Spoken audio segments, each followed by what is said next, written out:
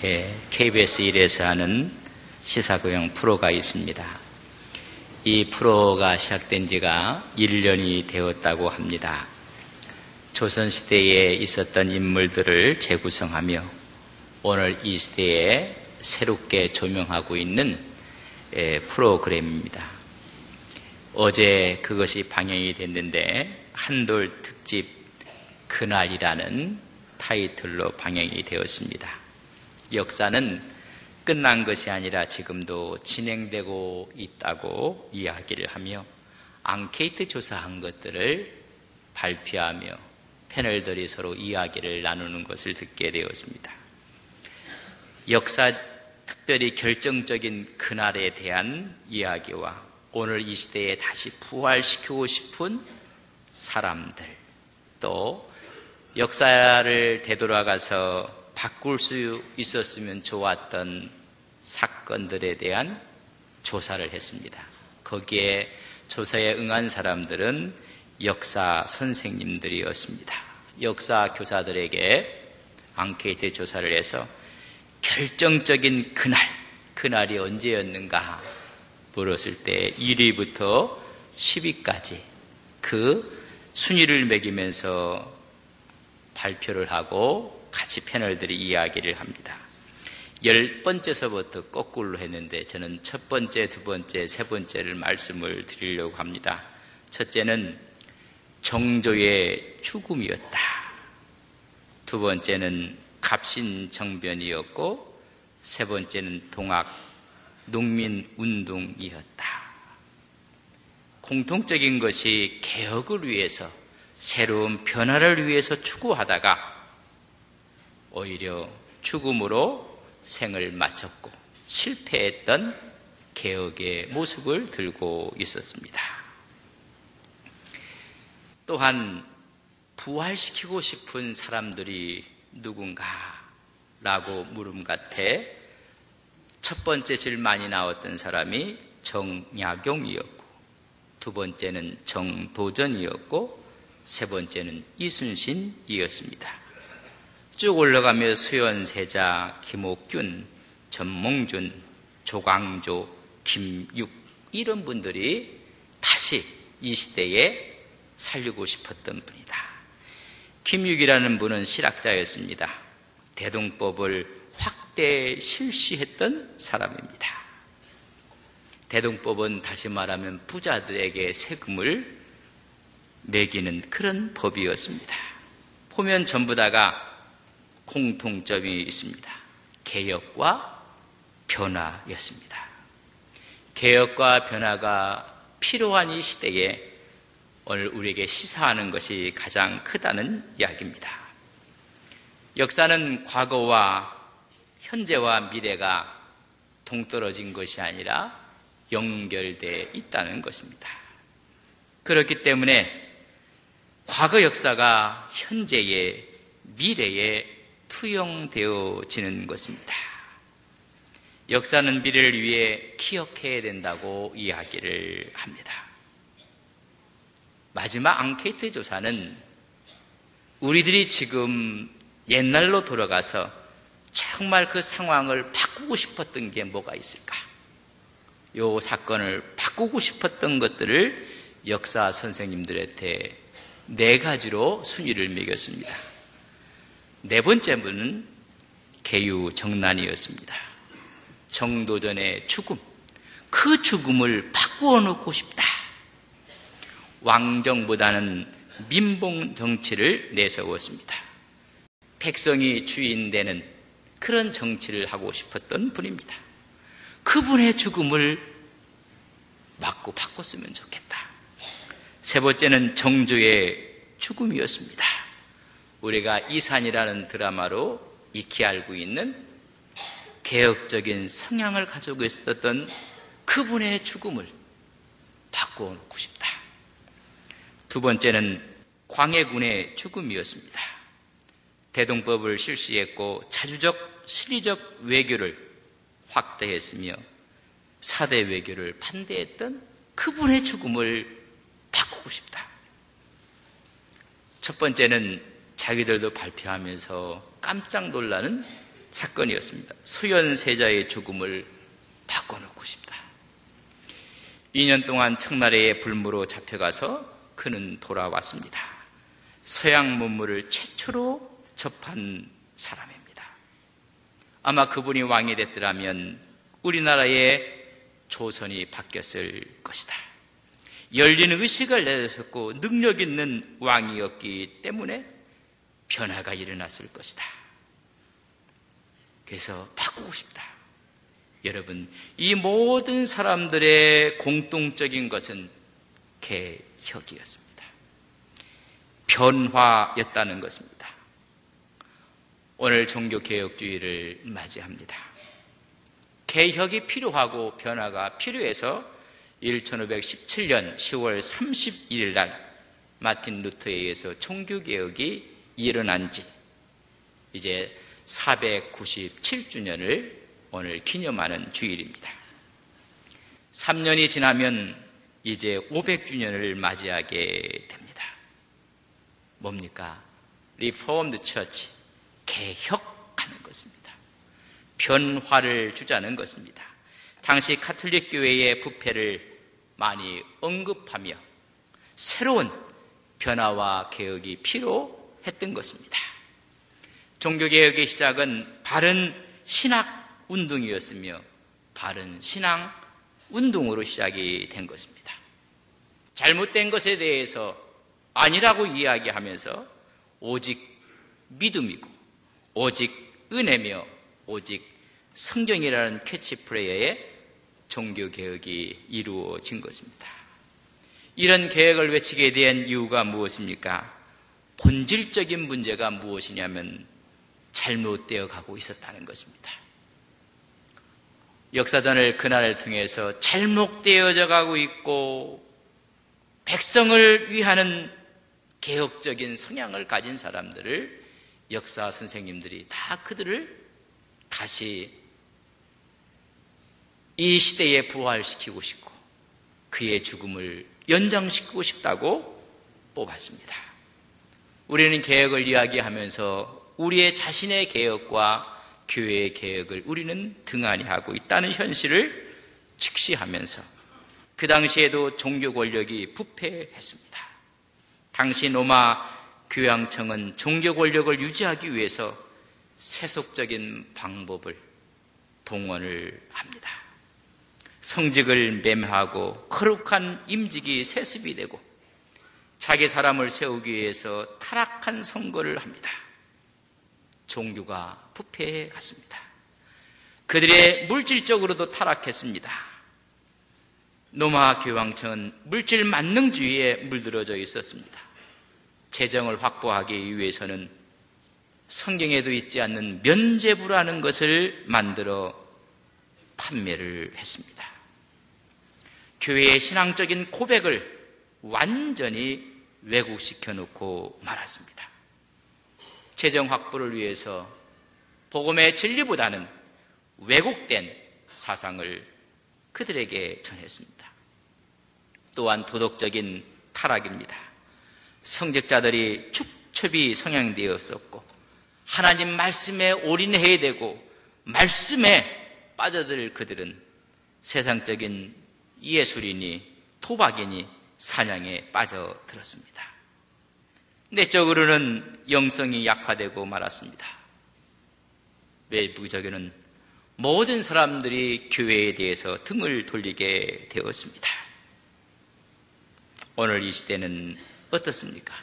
그 당시와 지금을 비교해보면 시대가 다르기 때문에 500년의 차이가 있어서 형상적으로는 다르지만 본질에 있어서는 같다는 것입니다. 명예를 좋아하고 기득권을 유지하기 위해서 수단 방법을 가리지 아니하고 세습을 하고 재정을 전행하며 쓰며 윤리적인 타락이 오늘 우리의 현 주소인 것입니다. 종교개혁에 있던 사람들이 이런 문제들을 대해서 어떻게 풀어나가며 종교개혁의 기치를 걸었는가를 우리가 이 시간 깊게 생각을 해야 됩니다. 수많은 문제들이 있었지만은 그 문제를 해결하려고 기치를 걸은 것이 아닙니다. 문제 가운데 오히려 교회의 본질이 무엇인가, 신앙의 본질이 무엇인가를 찾아 나선 것입니다. 하나님의 말씀으로 돌아가자는 신앙개혁 운동이었습니다. 오직 믿음, 오직 은혜, 오직 성경, 하나님을 바로 알자는, 하나님을 이용하는 사람들에게 하나님이 어떤 분인가를 분명히 알게 하는 것입니다. 오늘 호세의 외침을 통해서 종교개혁주의를 함께 보내는 우리 믿음의 성도들에게 우리는 호세의 말을 하나님의 말씀으로 듣기를 원하는 것입니다. 오늘 1절에 말합니다. 오라 우리가 여호와께로 돌아가자는 것입니다. 오늘 이 시대 우리는 수많은 문제가 많이 있지만은 문제 속에 함몰되는 것이 아니라 하나님께 돌아가라는 것입니다. 거기에 진정한 변화와 개혁이 있다는 것입니다. 호세의 핵심 주제는 여호와께 돌아가자는 것입니다. 구약의 선지자들의 공통된 주제가 하나님께 돌아가자는 것입니다. 그들이 죄악으로 말미암아 하나님께서 징계를 주셨고 그들에게 고난이 찾아왔습니다. 그들이 잘못을 깨닫고 외쳤던 것이 여호와께 돌아가자. 여호와만이 참 하나님으로 다시 신앙을 고백하고 하나님 앞에 서라는 것입니다. 세상과 우상을 향해 가던 발을 돌려서 하나님을 향하여 돌아서라는 것입니다. 오늘 여러분들은 발걸음을 어디로 향하고 있습니까? 하나님께 마음을 향하고 있습니까? 우리의 전 정성을 다 그곳을 향하고 있습니까? 세상으로 향하고 있는 발걸음을 돌이키라고 말씀해 주고 있습니다. 하나님을 향해 돌아설 때 하나님의 음성을 들을 수가 있는 것입니다. 여러분 서로가 등지고 있으면 말이 잘 들리지 않습니다. 여러분 귀가 생긴 것이 앞에 있는 소리를 듣고 그 소리를 모으도록 귀는 두 개로 만들어져 있습니다. 뒤에서 이야기하면 잘 들리지 않습니다. 앞에서 이야기하지 앞에 있는 소리를 다 모아서 우리는 그 소리를 들을 수가 있는 것입니다. 여러분 말을 잘 청중하고 들으려면 바라봐야 합니다. 앞에서 말을 해야 됩니다. 그래야 소리가 잘 들리는 것입니다. 몸을 돌려 하나님을 보자는 것입니다. 하나님의 음성이 들릴 때 우리는 하나님을 보고 있는 것입니다. 하나님의 뜻을 알 수가 있습니다. 우리가 듣지 못하는 건 하나님을 바라보지 않기 때문에 그렇습니다. 하나님을 등지면 하나님의 음성, 하나님의 뜻을 알 수가 없습니다. 요나는 하나님의 말씀을 들었지만은 하나님을 등지고 도망갑니다. 그러나 그가 큰 물고기 뱃속에서 기도하며 하나님을 향할 때 다시 하나님의 뜻을 알게 되고 하나님의 의도를 깨닫게 되는 것입니다. 하나님을 바라봐야 됩니다. 누가복음 15장에 탕자의 비유가 나옵니다. 아버지를 등지고 떠나는 탕자는 아버지의 마음을, 아버지의 뜻을 알 수가 없습니다. 오직 자기의 재산, 자기의 목을 챙겨서 먼 나라로 가서 허랑방탕했다고 성경은 기록해 놓고 있습니다. 아버지를 뒤로 하고 세상의 소리만 들었습니다. 돈이 있을 때는 수많은 사람들이 모여들었고 자기 마음대로 자기 뜻대로 되는 것처럼 보였지만은 갖고 있는 돈이 떨어지는 순간 모든 사람은 그를 떠나고 말았습니다. 외로워지고 말았습니다. 무일푼이 되고 말았습니다. 그는 살기 위해서 돼지를 치는 일까지 하게 됩니다. 허기진 배를 채우기 위해서 돼지가 먹는 쥐염 열매로 배를 채우게 됩니다. 이때 돌려서 아버지를 향하여 그는 서게 됩니다. 내 아버지 집에는 수많은 품꾼이 많은데 그 품꾼도 배불리 먹을 수가 있는데 아버지의 음성을 들을 수가 있는 것입니다. 나는 이제는 아들이 아니라 품꾼이 하나로 나를 써달라고 아버지를 향해서 걸어갑니다. 여러분, 우리는 뒤돌아섰다가 다시 아버지 앞으로 바라보는 순간 그의 음성이 들리는 것입니다. 품꾼이 아니라 아들로 대우를 하시는 것입니다. 여러분, 돌아서면 들려지지 않습니다. 늘 여러분들이 하나님을 향해서 서시는 믿음의 종들이 되시기를 바랍니다. 하나님을 등지는 순간 하나님의 뜻과 하나님의 음성을 들을 수가 없는 것입니다. 하나님을 향해서 돌아서는 순간 내가 너희를 찢으셨으나 도로 낫게 하실 것이요 내가 너희를 치셨으나 싸매어 주실 것입니다. 치유하시는 하나님을 깨닫게 되는 것입니다. 도로 낫게 하시고 다시 싸매시는 회복이 일어나는 것입니다. 하나님을 향해 돌아서야 됩니다. 오늘 한국교회가 진정 하나님을 향해 돌아서고 있는지, 내 믿음이 하나님을 향해서 서 있고 있는지, 모두가 물질이요 세상이요 세속을 향해서 서 있지는 아니한지, 도로 낫게 하시고 도로 싸매시는 그것이 이틀 3일이라고 했습니다. 아주 가까운 시간 내에 하나님이 회복시켜 주실 것을 말씀해 주고 있습니다. 여러분들 모두가 하나님을 향해 돌아서 하나님을 향해 나가는 우리 믿음의 종들이 되시기를 주님의 이름으로 간절히 바랍니다. 두 번째는 3절에 우리가 여호와를 알자 힘써 그분을 알자고 말씀해 주고 있습니다. 왜 이스라엘 남유다가 멸망했습니까? 북이스라엘이 왜 망했습니까? 하나님을 알지 못했기 때문에 그렇습니다. 호세아 5장 4절에 보면 그들이 여호와를 알지 못한 까닭을 말씀해 주고 있습니다. 왜 하나님을 알지 못했을까? 마음을 빼앗겼다고 했습니다. 오늘 수많은 사람들이 세상의 마음을 빼앗기니 하나님의 마음을 알 수가 없습니다.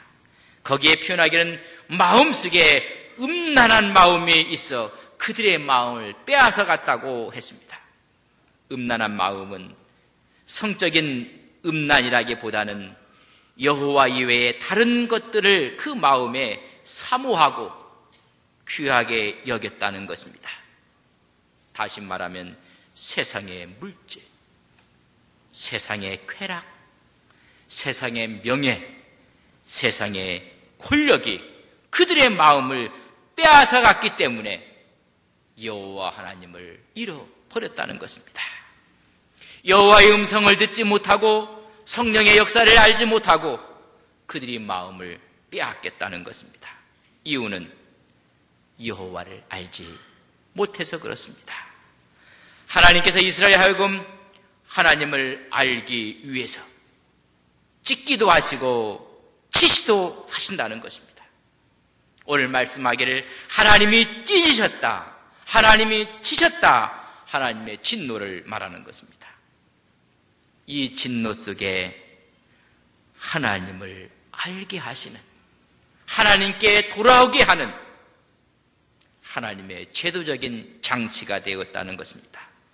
때론 어려움이 오히려 복이 됩니다. 찢어졌다는 것이 은혜요, 치심이 은혜일 수가 있다는 것입니다. 칼발트는 말하기를 하나님의 사랑은 진노 속에서 구체화된다는 것입니다. 진노가 알고 보았더니 더 큰 사랑의 모습이었다는 것입니다. 여러분, 자녀를 다 키우는데 자녀가 큰 잘못을 하고 또 죄를 짓게 되고 하면 부모들이 분노하고 야단을 칩니다. 급기야는 매를 대기도 하는 것입니다. 만약에 여러분 자녀가 잘못해서 매를 댔다고 해봅시다. 종아리에 매를 대는 순간 멍이 들고 때려서 터져 피가 나오게 되었습니다. 그 모습을 보면 부모의 마음이 기쁠 수는 없습니다. 속으로 부모는 웁니다. 자식이 잠들었을 때 부모는 울면서 자식의 종아리를 만지며 약을 발라주는 것입니다. 진노 속에 부모의 사랑이 확증되는 것입니다. 오늘 하나님께서 너희들이 하나님을 모르기 때문에 찢고 치셨지만은 내가 너희를 낫게 할 것이고 싸매어 주실 것이라고 말씀해 주고 있는 것입니다. 그것을 실감나게 기록해 놓은 것이 바로 호세아서입니다. 호세아는 북왕국에서 태어났습니다. 그곳에서 활동한 선지자입니다. 여로보암 2세 때부터 이스라엘이 멸망할 때까지 활동했던 선지자입니다. 여로보암 2세 때는 마지막 부흥의 하나님의 풍요의 축복을 국가했던 때였습니다. 그러나 그 사후에부터 이스라엘은 내리막길을 걷게 됩니다.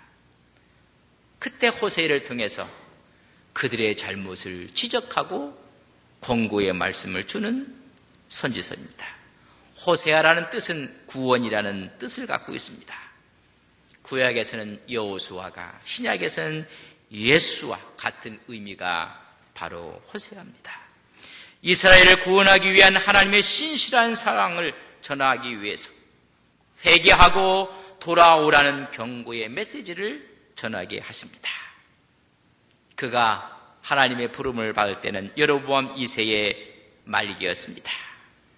번영을 누렸습니다. 번성을 누리면서 오히려 하나님을 떠나 탐욕이 하나님의 자리를 대신했습니다. 우상을 섬기기 시작했고 여로보암 2세가 죽은 이후부터 국력은 쇠퇴하고 그때부터 하나님을 의지하는 것이 아니라 우상을 따라가고 이방 군사들을 의지합니다. 아수를 의지했다가 애굽을 의지했다가 완전히 타락의 길을 걷게 되는 것입니다. 그럼에도 깨닫지 못하고 있습니다. 그때 호세에게 네가 음란한 여인 고멜이 있는데 그 고멜과 결혼하라고 하나님의 명이 내립니다. 도저히 결혼할 수 없는 여인이었는데 하나님이 말씀하심에 그를 아내로 맞이하게 됩니다. 세 자녀를 낳는데 그 자녀의 이름이 다 이스라엘에 대한 경고의 메시지였습니다.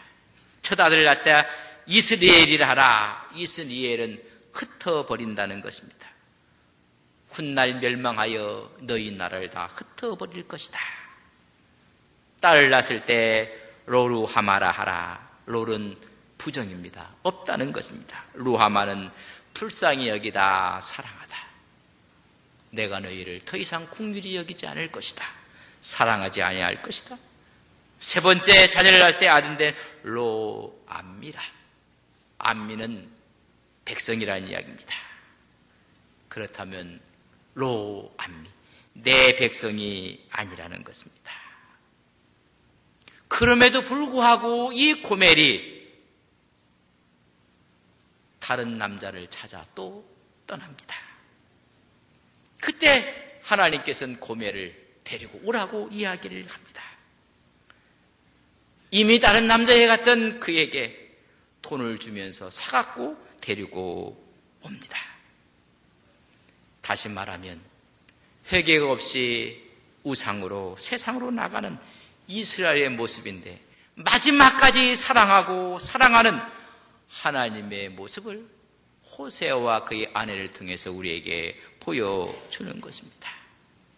왜 이런 일이 벌어졌을까? 이유가 있습니다. 지식이 없어 망한다고 했습니다. 호세아 4장 6절에 보면 내 백성이 지식이 없으므로 망하는도다. 내가 지식을 버렸으니 나도 너를 버리겠노라. 하나님을 버렸다는 것입니다. 하나님을 아는 것이 지식의 근본인데 하나님을 버리고 말았습니다.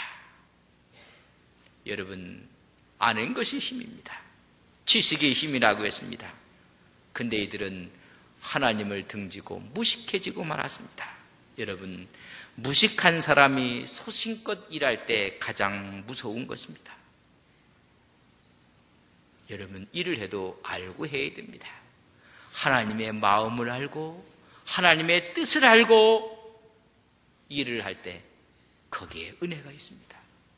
하나님을 알지 못하고 그들이 열심히 할 때 오히려 멸망과 파멸의 길을 걷게 되는 것입니다. 잠언 1장 7절에 보면 여호와를 경외하는 것이 지식의 근본이라고 했습니다. 나는 인애를 원하고 제사를 원치 아니하며 번제보다 하나님 아는 것을 원하노라. 이런 하나님을 몰랐습니다. 형식적인 종교가 아니라 하나님의 사랑함으로 순종하는 삶, 이 사실을 모르는 것입니다. 하나님은 제사를 원치 않는 것이 아니라 진실이 담기지 않는 거짓된 제사, 거짓된 예배를 거부하신다는 것입니다. 예배와 삶은 분리되어질 수가 없습니다. 하나님을 아는 지식, 계시적인 지식이 우리에게 필요한 것입니다. 성경을 읽고 하나님 말씀을 듣고 그럴 때 깨닫는 영을 허락해 주셔서 하나님의 뜻이 무엇인지, 하나님의 의도가 무엇인지를 깨닫게 되는 것입니다. 그때 하나님을 우리는 알게 됩니다. 이런 것을 우리는 계시적인 지식이라고 합니다. 여러 가지 지식이 있습니다. 여러분, 동물적인 본능을 갖고 육감적인 또 감각적인 지식도 있습니다. 내가 경험한 것만 안다고 생각하는 경험적 지식도 있습니다. 그러나 어떤 사람은 합리적인 지식도 있습니다. 하나님 우리 이성을 주셔서 논리적으로 내가 경험하지 못하고 보지 못한 것도 알게 하고 믿게 하는 것입니다. 합리적인 지식. 미국을 한 번도 안 가본 사람은 미국이 있다는 것을 합리적으로 알게 되는 것입니다.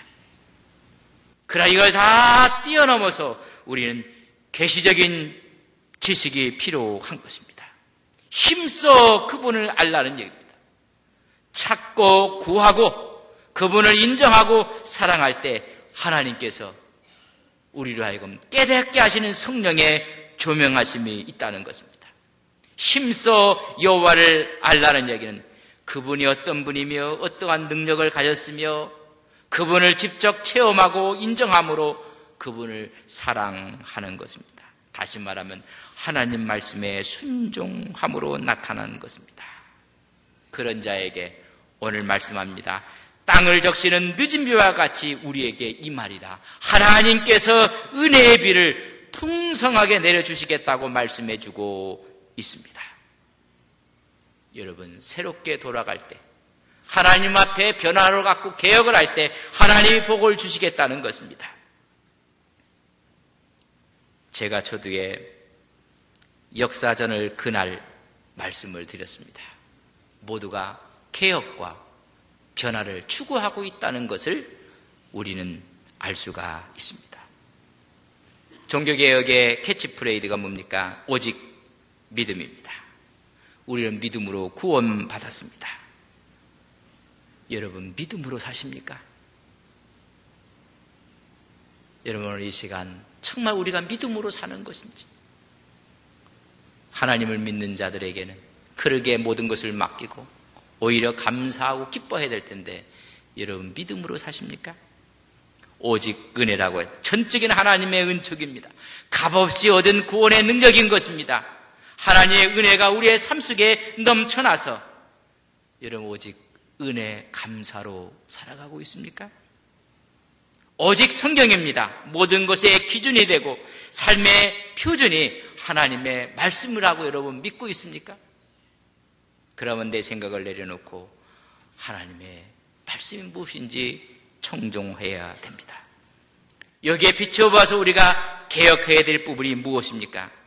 우리 신앙 가운데 비신앙적인 요소를 개혁해야 됩니다. 내용보다는 제도에 치중하고 있는 비신앙적인 요소, 이것이 종교를 비종교화 시킵니다. 내용이 없고 본질이 없습니다. 정신보다는 형식을 치중하고 있습니다. 오히려 비인간화를 만들고 있습니다. 파벌주의, 배금 사상, 권무술수, 물량주의, 순수한 신앙을 다 잃어버리게 됩니다. 비신앙적인 요소를 우리는 배격해야 됩니다. 두 번째는 비복음적인 요소를 개혁해야 됩니다. 예수님이 오신 것은 내 뜻이 아니라 아버지 뜻을 행하러 오셨다고 요한복음 6장 38절, 39절에 말씀해 주고 있습니다. 여러분, 하나님 중심으로 사십니까? 바울은 말합니다. 살든지 죽든지 내 몸에서 그리스도가 존귀히 되기를 원한다고 했습니다. 여러분, 그리스도 중심으로 사십니까? 그는 더 나아가 먹든지 마시든지 무엇을 하든지 하나님의 영광을 위해 한다고 했습니다. 신앙의 삶의 중심이 하나님이십니까? 우리를 위해서 핏값을 통해서 구원하신 예수 그리스도이십니까? 그거보다는 비복음적인 요소는 물질적인 축복, 독단적인 자기주장, 신비적 경험담이 오히려 하나님의 복음을 몰아내고 있지는 않습니까? 세 번째는 반사회적인 요소입니다. 우리는 하나님을 위해서 봉사하고 함께 사회를 위해서 봉사해야 되는 것입니다. 예배를 통해서 하나님께 나아가고 선교와 봉사를 통해서 세상으로 계속 나가야 하는 것입니다. 교회가 나라와 민족을 외면해서도 안 됩니다. 또한 교회만 집착해서 현실 도피적으로 운둔적으로 가도 안 되는 것입니다. 예배를 통해서는 하나님께 막 끝나가면 우리의 또한 봉사와 선교를 통해서 세상으로 나아가야 하는 것입니다. 그러기 위해서 오늘 호세의 말을 종교개혁주의를 맞은 우리에게 하나님이 들려주신 메시지로 듣기를 간절히 바랍니다. 여호와께 돌아가라는 것입니다. 방향을 바꾸라는 것입니다. 하나님을 보라고 말씀해 주고 있습니다. 하나님을 바라볼 때 하나님의 음성을 들을 수가 있는 것입니다.